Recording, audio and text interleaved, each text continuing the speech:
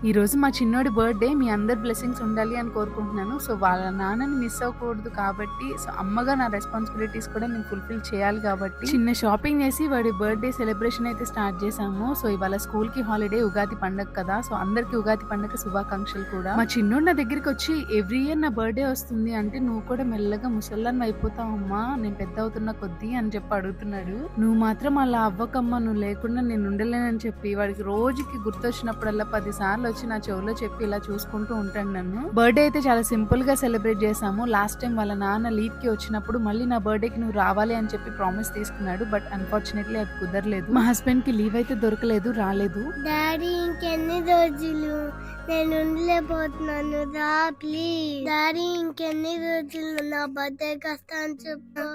చాలా రోజుల తర్వాత నువ్వు రాతున్నాయి. నా హాలిడేస్ ఇంకెన్ని రోజులు ఉంటావు, ప్లీజ్ రా.